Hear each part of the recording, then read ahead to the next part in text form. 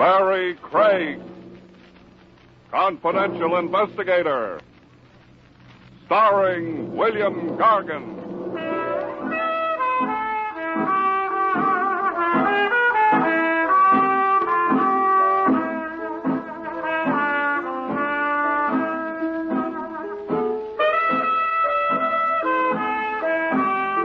Barrie Craig speaking. Detectives come in three sizes. City cops, big agencies, and guys like me with a small office and an insurance company retainer to pay the rent. Cops don't have to worry about getting cases, and the big agencies have branches from here to Shanghai. But from where I sit, you never can tell where your next case will come from. Last week, it started with my old brown suit. I'd been on a bodyguard case, and the suit looked as if I'd been sleeping in it for a week. There was a good reason for that. I had. I tucked it under one elbow and ducked into George the tailor's. George had a king-size shoebox in the basement of my office building. Morning, Mr. Craig. Hi, George.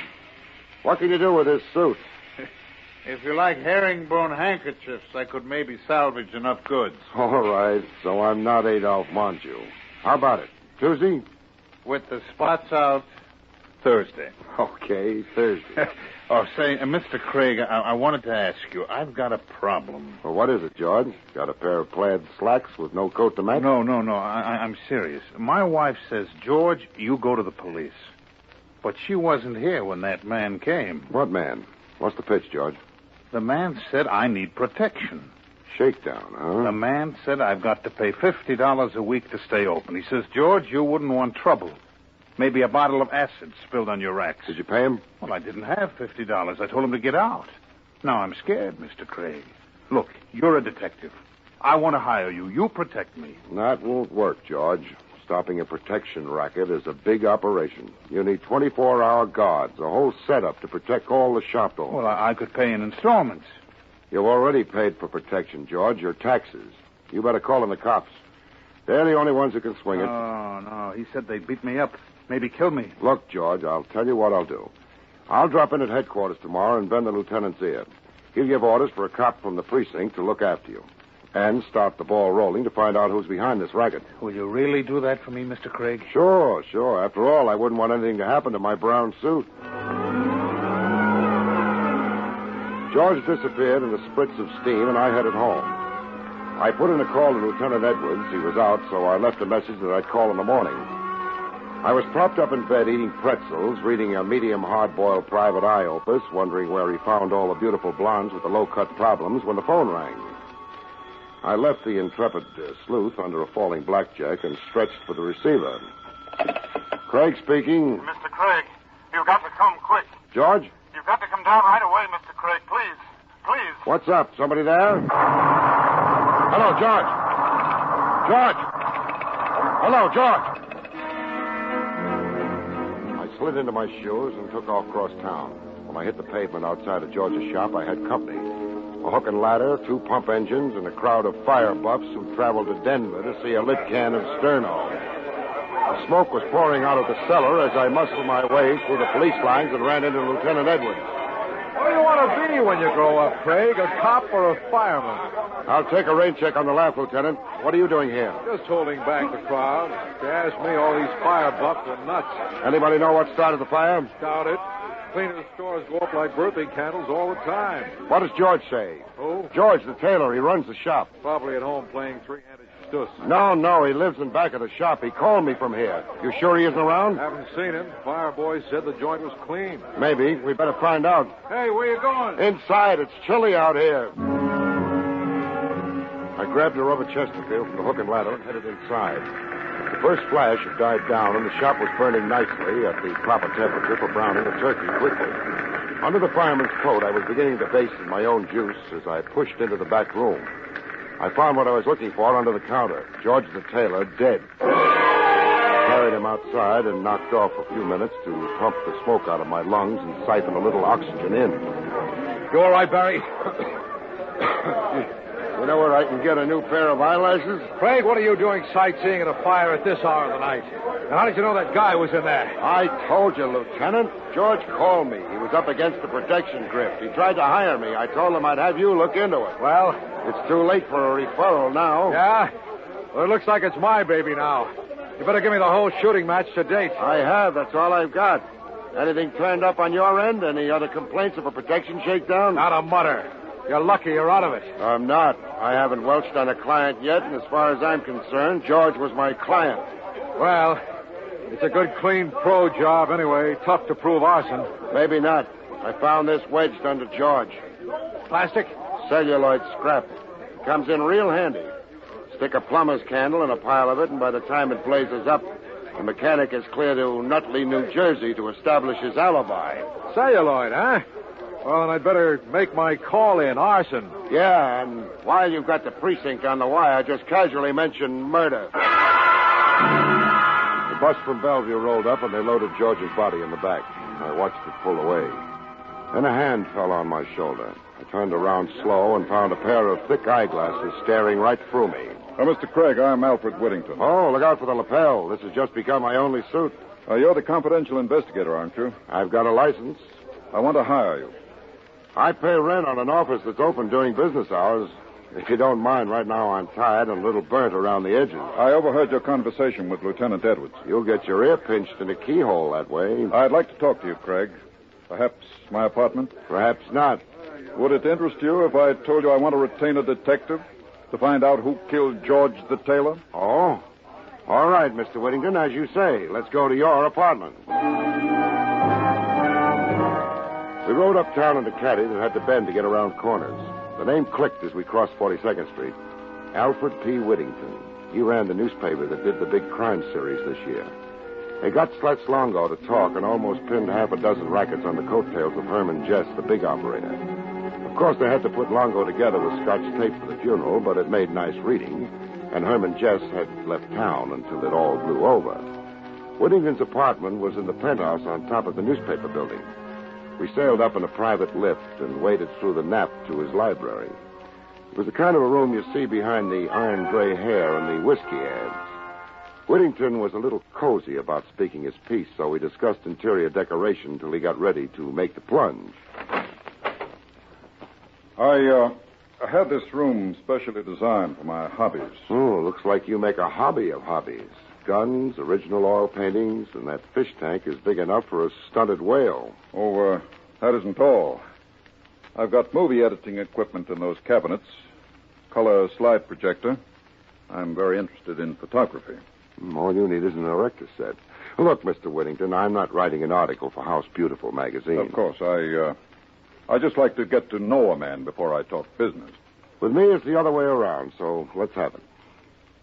You know, of course, the paper's been running a series on crime in the city. The board of directors is very anxious to continue. They've so instructed me. Where do I fit in? I heard you say you were going to work on this protection racket. That's right. Do you still intend to? Up to the top. Good. We can help each other, Craig. I want to retain you on behalf of the paper. What happened to your reporters? Measles? Contrary to popular fiction, reporters aren't trained as detectives. You are. What do you want? Whatever you can get. Of course, I want reports direct to me, strictly confidential. That comes with the price of the entree. Our legal staff will have to go over everything before we print it. And nobody's to know you're working for me. Bashful? Discreet. The staff here would feel I didn't have confidence in them. Don't you? When I want a job done right, I go to a professional. I want the truth, no matter whom it involves. But I want the story exclusive, as it develops, step by step. All right. Then you're my second client, because George the tailor comes first. Next morning, I went down to the insurance company that pays me that nice, steady retainer, rain or shine. I waded through the acre of desks in the outer office and rapped on the glass door marked Arthur B. Goldsmith. Art was the company expert on fires. He knew enough angles on arson to burn out an asbestos mine. I planted the scrap of celluloid I found under George the tailor on his desk and flipped over a few questions. No soap, Barrie. Celluloid is standard equipment. It doesn't point to anybody? It'd be like asking which ball player uses a bat. The mechanic plants a plumber's candle in the celluloid scrap, down she burns, and then they can file the insurance claim in the morning. Much doing these days? Average.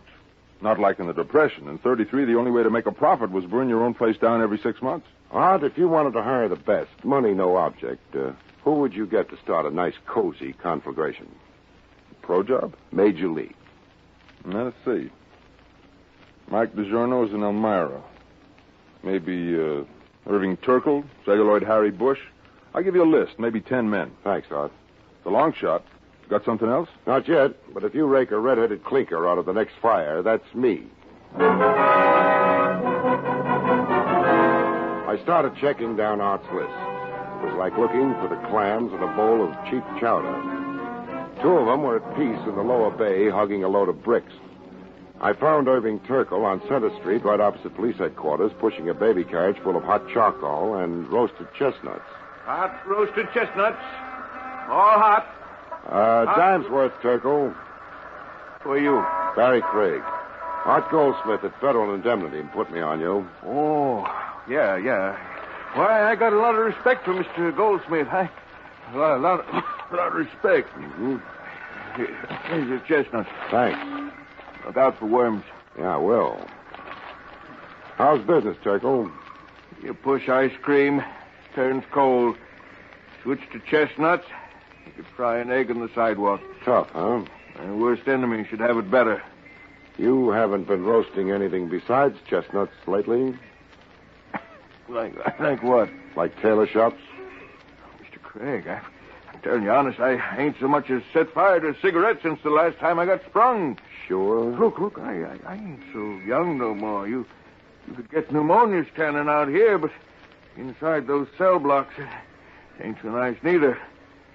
I ought to know. I've been in maybe 18 years since I was 13. Warwick, Elmira, Clinton, I've been them all. Enough already. I made up my mind I want to die on the outside. Could you use 5, Turkle? You're kidding. I want to find a mechanic who did a job on the west side yesterday. A tailor shop? You know about it? I read it in the paper. I got a list from Art Goldsmith. Save me some time, and it's worth a fin. Mr. Goldsmith, shouldn't ought to put me on the list. I retired. I wouldn't... How about the rest of them? Well, I heard somebody the other day saying Harry Bush made a good connection. Where can I find him? All right. Look, Mr. Craig, I'm on my own now. There wouldn't nobody even feel bad if I got took. I'll cover you, Turkle. All right. Harry Bush has got a drop from Long Island City. Easy glide roller skating rink. All right, Turkle. Thanks a lot. You tell Mr. Goldsmith I'm retired. You tell him that. I got a lot of respect for Mr. Goldsmith. Excuse me, I got to get back to work.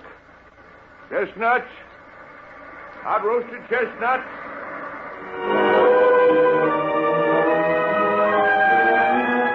The Easy Glide roller skating rink was in a factory district across the river in Queens.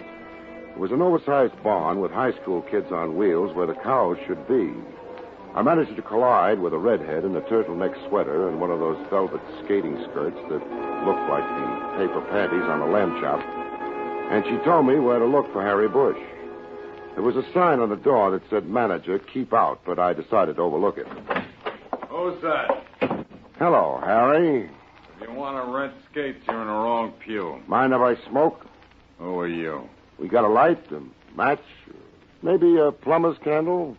What are you, cop?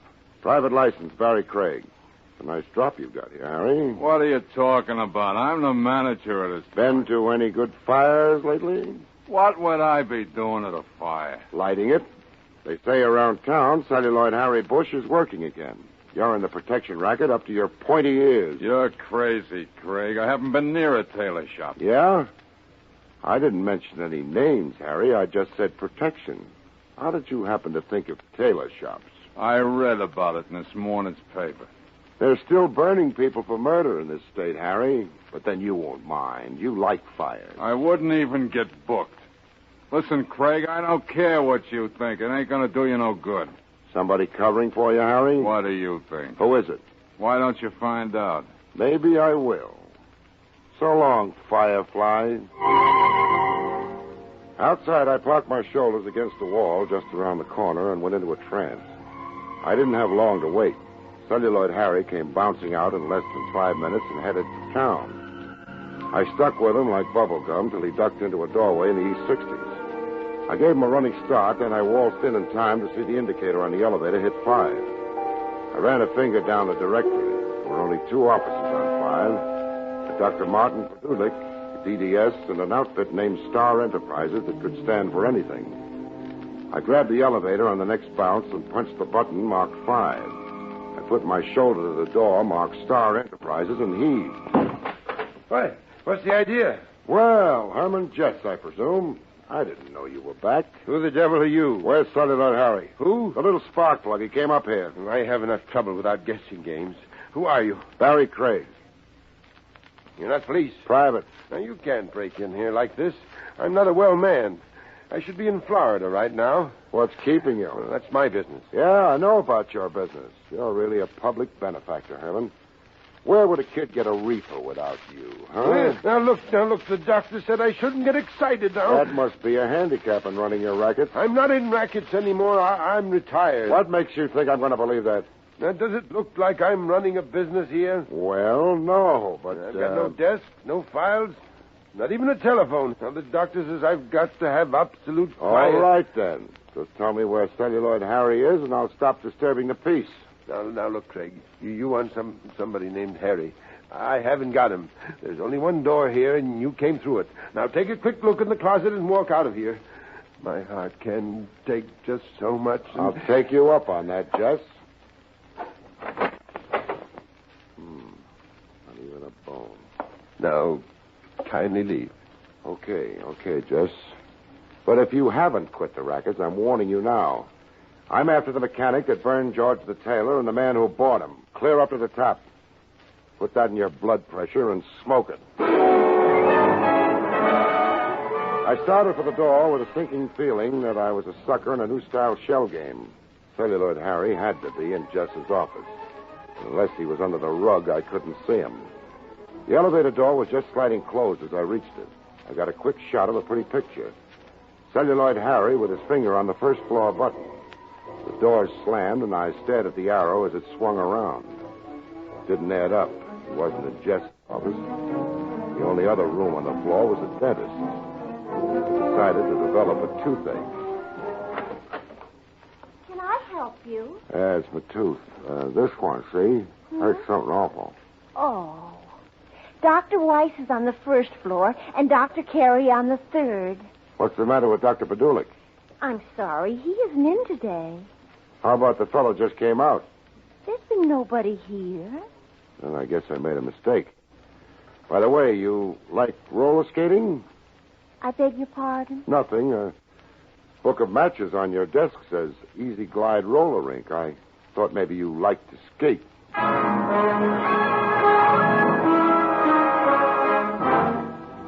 That dentist setup smelled like a herring factory at high noon in July, but I didn't push the point. I left and found a phone booth in the lobby of the building and poured my story into Whittington's shell-like ears.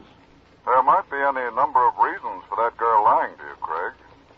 Harry might be a boyfriend. She doesn't like to skate, and Herman Jess is right next door. I think the dentist's office is a blind. Do you think he's fronting for Jess? I'd lay the odds.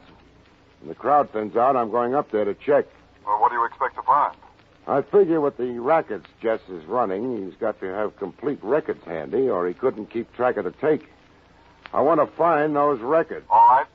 If you come across anything, bring it straight to me. The receptionist had left for lunch, so I rang a few peals on the bell to see if Dr. Padulik was at home. He wasn't, so I let myself in with a bobby pin and went to work on the desk in the inner room. I pulled out a stack of records. That latest date was 3 months ago. The appointment book past that date was blank. The bills checked. Nothing later than 3 months ago, except the last one. A bill from the Conmont Memorial Home for $700.84 for the funeral of Martin Padulik. What are you doing in here? Huh? Who are you? Who do you think I am? Dr. Martin Padulik. He was a rabbity gray little man. Looked pretty good for a 3-month corpse. There was a vein in his forehead, jumping like a kid on a pogo stick. But his hand was steady as a rock, as it was wrapped around a .38 revolver. You stay where you are. What do you think you're going to do? Why, you broke into my office. I'm going to call the police. Fine. You go ahead. Maybe you can explain to them how you happened to be buried 3 months ago. What? You're no dentist. You're fronting for Herman Jess. Well, then, you're crazy. Am I? I'll save you time. I'll call the police. Give me that. Oh, and you give me that gun. There. Fair trade. Now, settle down, friend, while I jam a chair under the doorknob. I'm going to look for Herman Jess's records. I was in a tough spot, and I knew it. The License Commission doesn't look kindly on breaking and entering, and if that office was clean, I was in for trouble. I knew I couldn't search that room for anything smaller than an elephant in the few minutes before somebody drifted in, so I kept one eye on my buddy and played it cozy. I yanked the desk drawers out and threw the papers around like a picnic. I pulled the medical books down off the shelves to make sure that there weren't any false fronts. I wasn't getting any cake from the phony dentist, so I headed for the other room. I dumped the instrument trays, and he couldn't have cared less. But when I headed for the file cabinet in the corner, the vein in his forehead beat like a ragtime drummer on bathtub gin. You can't get away with this. I'll have you in jail. Yeah. I slid open the file drawers. Nothing but dental records. I slammed it shut, and my playmate relaxed like a hangover in a Turkish bath. I couldn't figure it. Those records ought to be near that file cabinet. Maybe a secret panel. I couldn't be sure without an x-ray, and then I got it. What are you doing? Taking a look in this box on top of the file. Those are valuable x-rays. Don't get them out of order. I won't. I'm taking them with me. This first batch are teeth, all right. But from here on, these pictures didn't come from anybody's mouth. Not unless his molars kept double-entry books. Oh, company. Let me in. I know you're in there, Craig. Not for long. Which way is the nearest fire escape? Hurry! I got him! In the pig's eye, friend. Craig, stand still or I shoot. The window was locked, so I tossed a wastepaper basket through it. I was 2 floors down the fire escape when Jess showed up in the window. It was slamming around like a pinball game with body English. I hit the ground and sprinted for the curb. Then I jumped into a waiting hack. It pulled away. I saw Celluloid Harry bounce out of the building and into another cab. Hey, mister, I wouldn't want to make you nervous, but you're being followed. No, I'm very popular. Can you lose them? No. My life insurance lapsed last week. Would $50 change your mind? What good is insurance after I'm dead? 50 I can spend now. Hold on to your plate. We weaseled through Manhattan. The cab behind us stuck like a mustard plaster. We got into a jam and a transverse across Central Park. Hang on, mister. I'm going to cut inside that bus on the sidewalk. Get that caught by the light. Shot straight up to Whittington's mink-lined sewer. He was showing himself color shots of his Cocker Spaniel on the slide projector when I waltzed in. Craig, you didn't ring? Doorbells are for process service.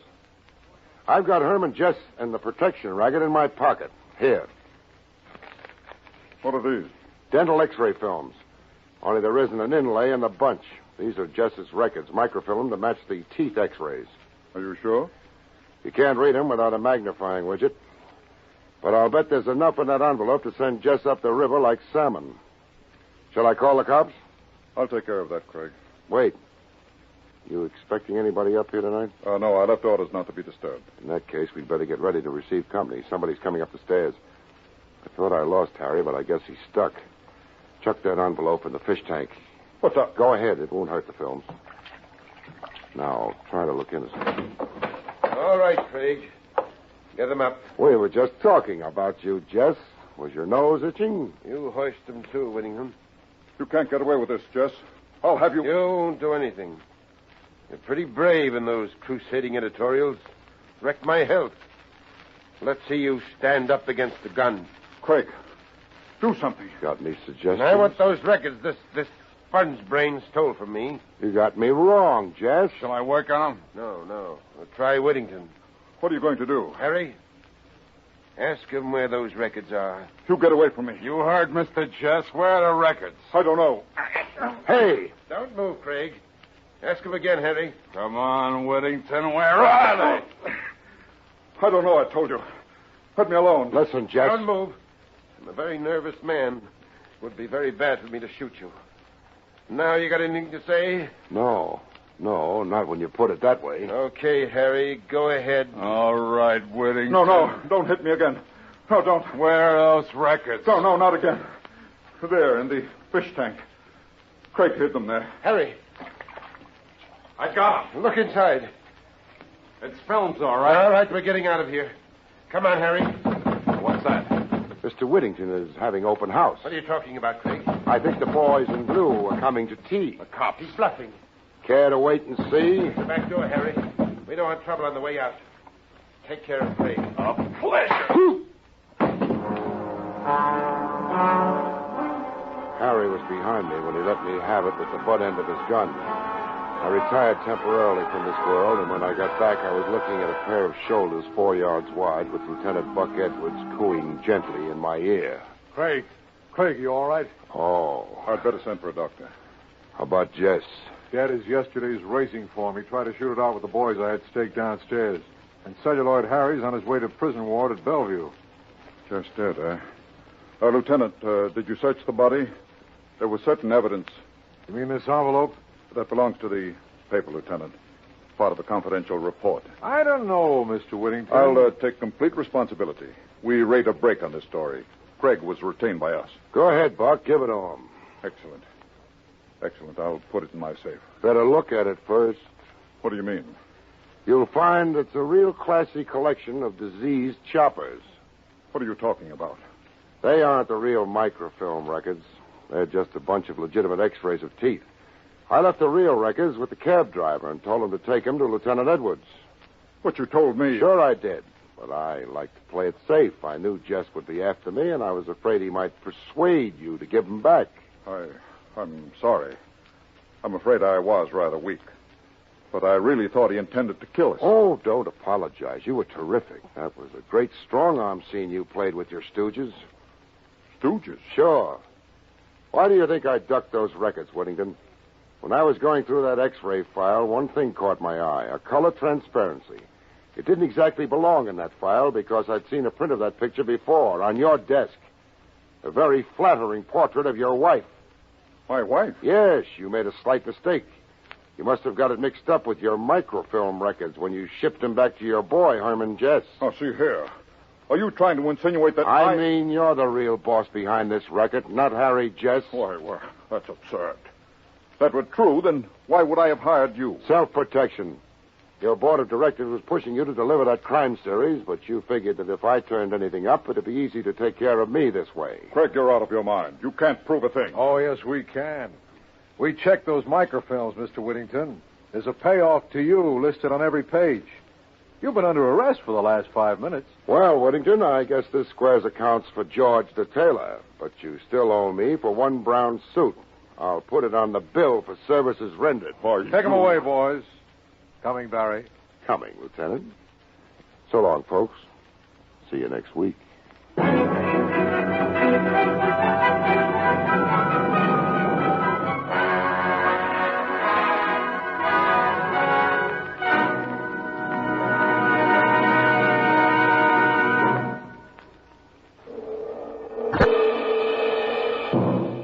You have just heard Barrie Craig, Confidential Investigator, starring William Gargan.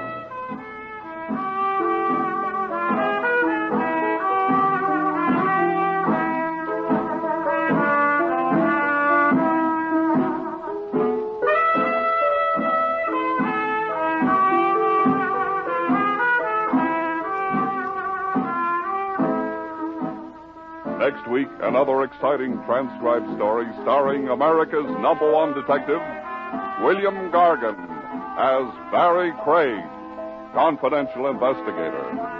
Tonight's story was written by Ernest Kenoy and featured Santos Ortega in the role of Alfred Whittington.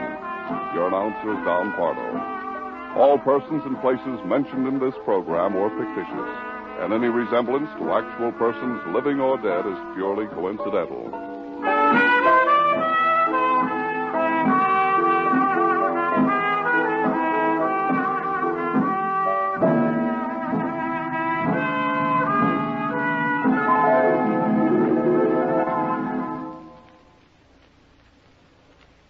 3 chimes mean good times on NBC.